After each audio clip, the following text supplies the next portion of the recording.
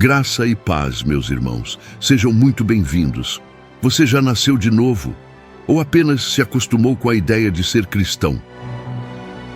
Em tempos de superficialidade, onde multidões falam de Deus, mas poucos vivem para Ele, essa pergunta é mais urgente do que nunca. A igreja está cheia, mas o coração de muitos está vazio. No meio de tanto conteúdo, correria e distração, ainda existe algo essencial: nascer de novo, ser transformado de dentro para fora pelo Espírito Santo. Nesta poderosa mensagem de Thomas Boston, somos levados a encarar uma verdade que não muda. Sem o novo nascimento, não há reino, não há vida, não há salvação. Deus abra o teu coração. Ouçamos a mensagem. É necessário que vocês nasçam de novo. João 3, versículo 7. Para sua convicção, considere estes alguns pontos. Primeiro, que sem regeneração não há fé, e sem fé é impossível agradar a Deus. Hebreus 11, versículo 6. A fé é um ato vital da alma recém-nascida.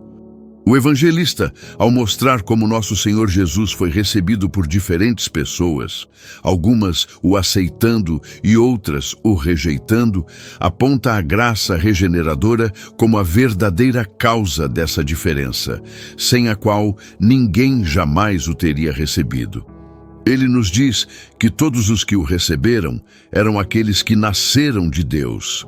João 1, versículos 11 a 13. Homens não regenerados podem presumir, mas não podem ter fé verdadeira. A fé é uma flor que não cresce no campo da natureza. Assim como uma árvore não pode crescer sem raiz, o homem não pode crer sem a nova natureza, da qual o princípio da fé faz parte. Segundo, sem regeneração, as obras do homem são obras mortas. Como o princípio, assim devem ser os efeitos. Se os pulmões estiverem podres, o hálito será desagradável. E aquele que está, na melhor das hipóteses, morto no pecado, suas obras serão, na melhor das hipóteses, apenas obras mortas. Para os impuros e incrédulos, nada há de puro. São abomináveis, desobedientes e réprobos para toda boa obra. Tito 1, versículos 15 a 16. Se pudéssemos dizer de um homem que ele é mais irrepreensível em sua vida do que qualquer outro no mundo, que ele torna seu corpo saudável pelo jejum e seus joelhos como chifres pela oração contínua, se ele não nascer de novo, essa exceção arruinaria tudo. Como se alguém dissesse: há um corpo bem proporcionado, mas a alma se foi. É apenas um pedaço morto. Esta é uma consideração comovente. Você faz muitas coisas materialmente boas, mas Deus diz: todas essas coisas são inúteis, enquanto eu vejo a velha natureza reinando no homem. Porque em Cristo Jesus, nem a circuncisão, nem a incircuncisão tem qualquer valor, mas sim o ser uma nova criatura. Gálatas 6, versículo 15. Se você não nasceu de novo, primeiro, toda a sua reforma é inútil aos olhos de Deus. Você fechou a porta, mas o ladrão ainda está em casa. Você pode não ser o que era antes. Contudo, você não é o que deveria ser, se espera alcançar o céu. Pois aquele que não nascer de novo não pode ver o reino de Deus. João 3, versículo 3. Segundo, suas orações são uma abominação ao Senhor. Provérbios 15, versículo 8. Outros podem admirar sua sinceridade. Você se lamenta por sua condição. Mas Deus considera suas orações como alguém consideraria a abertura de um túmulo cheio de podridão. A garganta deles é um sepulcro aberto. Romanos 3, versículo 13. Outros são afetados pelas suas orações, que lhes parecem como se fossem rasgar os céus. Mas Deus as considera apenas como o uivo de um cão. Não clamaram a mim de coração, quando uivavam nas suas camas. Oséias 7, versículo 14.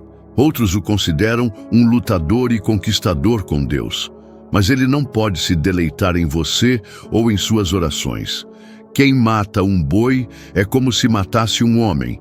Quem sacrifica um cordeiro é como se cortasse o pescoço de um cão. Quem queima incenso é como se abençoasse um ídolo. Isaías 66, versículo 3. Ora, porque você ainda está em fel de amargura e em laço de iniquidade. Atos dos Apóstolos 8, versículo 23. Terceiro, tudo o que você fez por Deus e sua causa no mundo, embora possa ser seguido por recompensas temporais, ainda assim está perdido quanto à aceitação divina. Isso fica claro no caso de Jeú, que foi de fato recompensado com um reino por executar a devida vingança contra a casa de Acabe, como uma obra que serviu ao propósito de Deus, pois foi ordenada por Deus, como você vê, segundo o livro de Reis 9, versículo 7. Contudo, ele foi punido por isso em sua posteridade, porque não o fez corretamente. Vingarei o sangue de Jezreel sobre a casa de Jeú. Oséias 1, versículo 4. Deus olha principalmente para o coração. Primeiro livro de Samuel 16, versículo 7. E de fato, embora a aparência exterior seja mais bela do que muitas outras, ainda assim o homem interior é repugnante. Você parece belo diante dos homens, mas não é como Moisés era belo para Deus, como diz a margem, Atos dos Apóstolos 7, versículo 20. Oh, que diferença há entre o caráter de Asa e Amazias! Os altos não foram removidos. Contudo, o coração de Asa foi perfeito para com o Senhor todos os seus dias. Primeiro livro de Reis, 15, versículo 14. Amazias fez o que era reto aos olhos do Senhor, mas não com um coração perfeito. Segundo livro de Crônicas 25, versículo 2. Você pode ser zeloso contra o pecado nos outros, exortá-los sobre seus deveres e repreendê-los por seus pecados. E eles o odeiam porque você cumpre o seu dever. Mas devo lhe dizer, Deus também o odeia porque você não o faz corretamente. E isso você nunca poderá fazer até que nasça de novo. Quarto, mesmo suas lutas internas contra o pecado são ineficazes. Veja o exemplo de Balaão, que lutou contra seu temperamento ganancioso, de modo que, embora amasse o salário da injustiça, não conseguiu realizar isso amaldiçoando Israel, mas morreu à morte dos ímpios. Números 31, versículo 8. Tudo o que você faz, enquanto não regenerado, é para si mesmo. Portanto, você será como um súdito que, tendo derrotado os rebeldes, coloca a coroa sobre a própria cabeça e perde todo o seu bom serviço, e com ele a sua cabeça. Sem regeneração, não há comunhão com Deus. Existe uma sociedade na terra cuja comunhão é com o Pai e com seu Filho Jesus Cristo.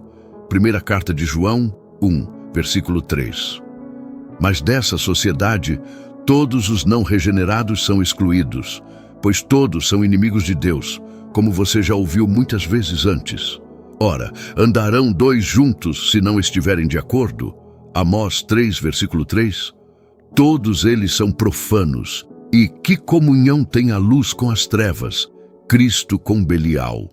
Segunda carta aos Coríntios 6, versículos 14 e 15. Eles podem ter uma forma e aparência de santidade, mas são estranhos à verdadeira santidade e, portanto, estão sem Deus no mundo. Efésios 2, versículo 12.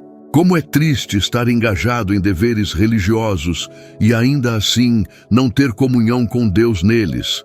Você não se contentaria com sua comida, a menos que ela o nutrisse, nem com suas roupas, a menos que elas o mantivessem aquecido. E como você pode se contentar com seus deveres se não tem comunhão com Deus neles? A regeneração é absolutamente necessária para qualificá-lo para o céu. Ninguém vai para o céu, a não ser aqueles que são preparados para ele. Colossenses 1, versículo 12. Como foi com o templo de Salomão. Primeiro livro de Reis 6, versículo 7. Assim é com o templo celestial. Ele é construído de pedra, preparada antes de ser trazida para lá. Isto é, de pedras vivas. Primeira carta de Pedro 2, versículo 5. Lavradas para o mesmo propósito. Segunda carta aos Coríntios 5, versículo 5. Pois não podem ser depositados naquele edifício glorioso, tão logo saiam da pedreira da natureza depravada. Joias de ouro não servem para porcos, muito menos joias de glória para pecadores não regenerados. Mendigos em seus trapos não servem para entrar nas casas dos reis, nem pecadores para entrar no palácio do rei sem suas vestes bordadas. Salmos 45, versículos 14 e 15. Que homem sábio tiraria peixes da água para alimentá-los em seus prados? Ou enviaria seus bois para pastar no mar? Da mesma forma, os não regenerados não são adequados para o céu, nem o céu é adequado para eles. Eles jamais o desfrutariam.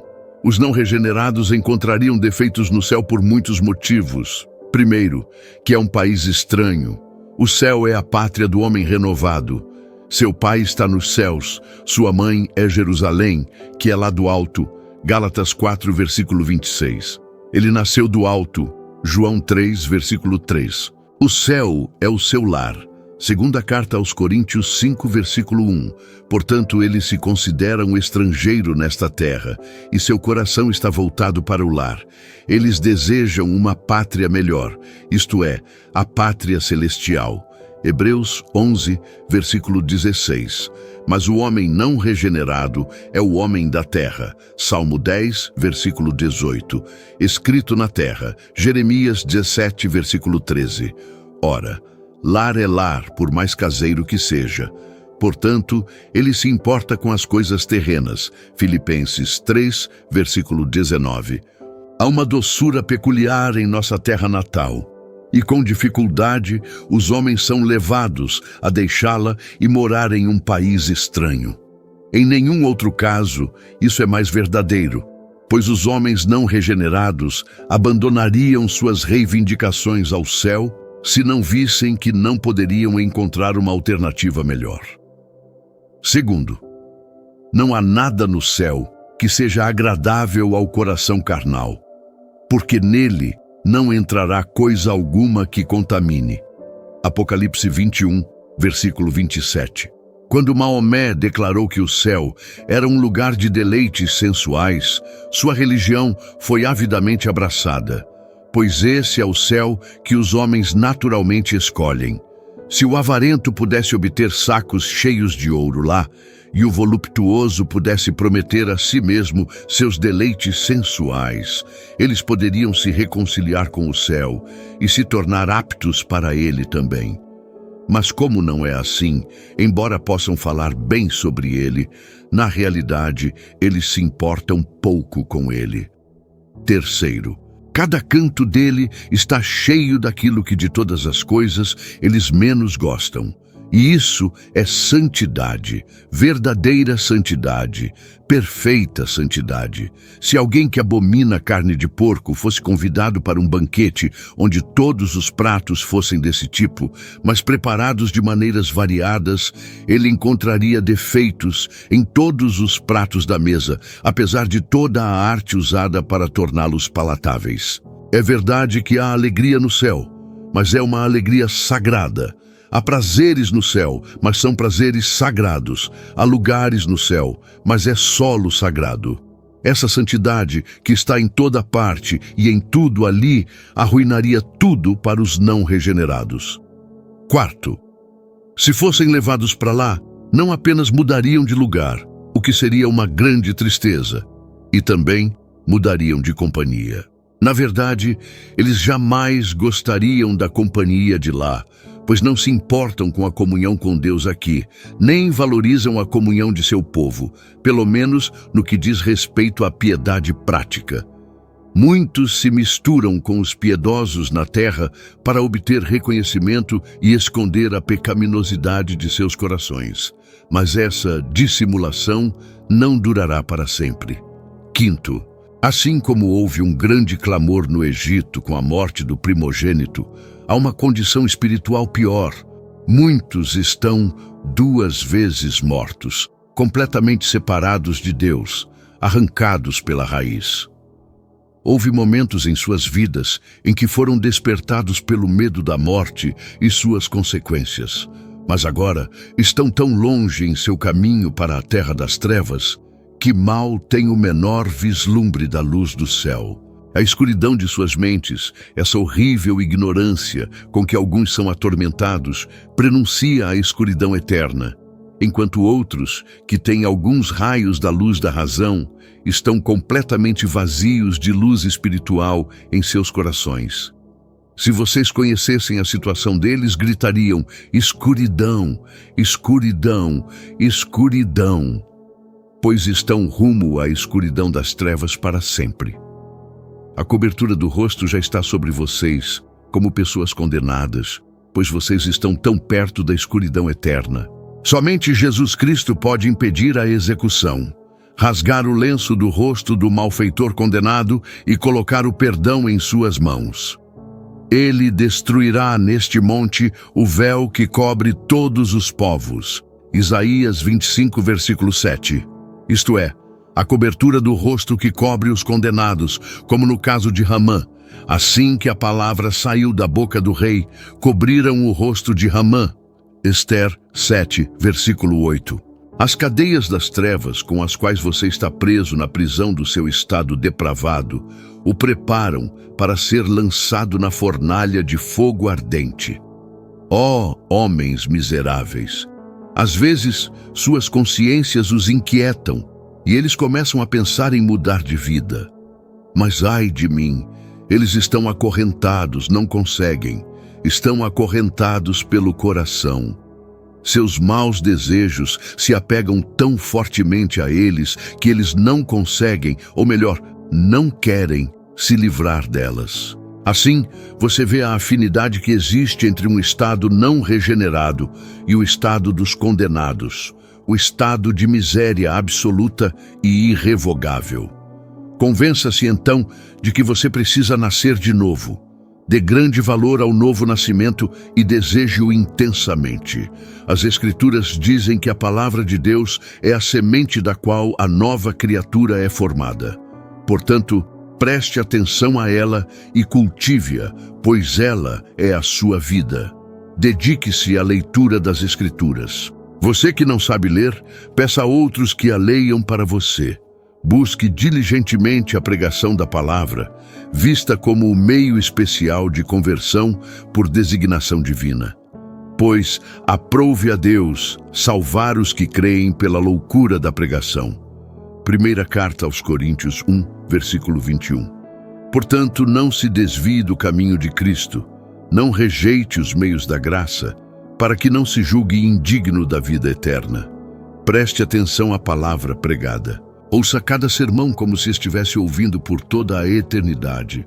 Tome cuidado para que as aves do céu não roubem esta semente de você assim que ela for semeada. Dê-se a ela de todo.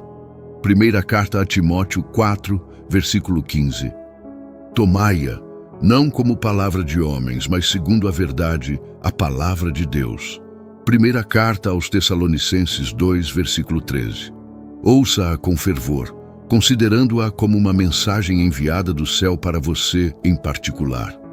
Aceite o testemunho da palavra de Deus a respeito da miséria de um estado não regenerado, sua pecaminosidade e a absoluta necessidade de regeneração. Receba seu testemunho a respeito de Deus, quão santo e justo Ele é. Examine seus caminhos por meio dela, isto é, os pensamentos do seu coração, as expressões dos seus lábios e o teor da sua vida. Olhe para trás, para os vários períodos da sua vida. Veja seus pecados à luz dos preceitos da palavra e aprenda com suas ameaças a que você está sujeito por causa deles. Com a ajuda da mesma palavra de Deus, veja a corrupção da sua natureza como um espelho, mostrando claramente o nosso rosto feio. Se essas coisas estivessem profundamente enraizadas no coração, poderiam ser a semente daquele medo e tristeza por causa do estado de sua alma que são necessários para prepará-lo e instigá-lo a buscar um Salvador. Concentre seus pensamentos naquele que lhe é oferecido no Evangelho como totalmente adequado ao seu caso, tendo, por sua obediência até a morte, satisfeito perfeitamente a justiça de Deus e trazido a justiça eterna. Isso pode tornar-se a semente da humilhação, do desejo, da esperança e da fé, e movê-lo a estender sua mão ressequida a Ele, em resposta à sua ordem. Deixe que essas coisas penetrem profundamente em seus corações e o aprimorem diligentemente. Lembre-se, acima de tudo, você precisa nascer de novo, caso contrário, teria sido melhor nunca ter nascido. Portanto, se algum de vocês viver e morrer em um estado não regenerado, você não tem desculpa, tendo sido devidamente avisado do perigo. Agora me responda com sinceridade. Você nasceu de novo? Se esta palavra tocou o seu coração, não deixe passar. Viva o que ouviu. Clame ao Senhor por um coração renovado. A palavra diz em Ezequiel 36:26: E dar-vos-ei um coração novo, e porei dentro de vós um espírito novo. Se você ainda não entregou sua vida a Jesus, hoje é o dia. Arrependa-se, creia e receba a nova vida que só Ele pode dar. Se você está afastado, volte agora. Ele te espera de braços abertos. E se você já é salvo, vigie, ore e permaneça firme, porque Jesus vem buscar os que nasceram de novo. Inscreva-se no canal, ative as notificações e confira a playlist com outras mensagens impactantes de Thomas Boston. E se esta mensagem falou contigo, clique no botão de promover e ajude a espalhar a verdade que liberta. Deus abençoe a todos, em nome de Jesus. Amém.